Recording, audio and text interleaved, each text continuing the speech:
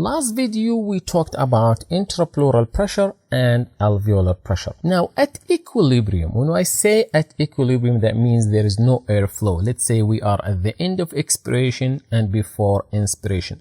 There is zero airflow. The lung will be in a shape that will be decided by the elastic recoil pressure, intrapleural pressure, and alveolar pressure. When there is no airflow, usually alveolar pressure, which is the outward or expanding force, is equal to the inward or collapsing forces represented by elastic recoil pressure and intrapleural pressure. So this equation can be rearranged to say that at equilibrium, when there is no airflow, alveolar pressure minus intrapleural pressure is equal to elastic recoil pressure, and they are equal, these collapsing and outward force, only at equilibrium when there is no airflow.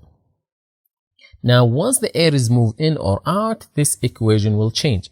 Now this part of the equation, alveolar pressure minus intrapleural pressure, has another name called transpulmonary pressure.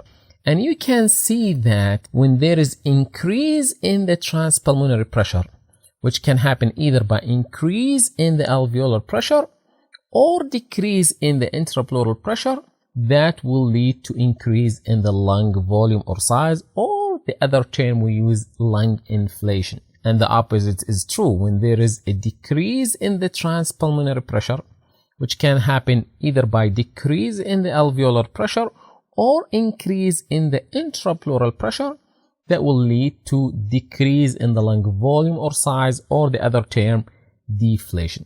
One important thing before I finish in this video, that lung inflation or deflation doesn't necessarily mean there is airflow in or out.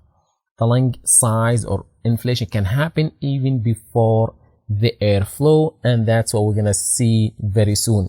But also inflation can happen from airflow. We'll find out very soon about this.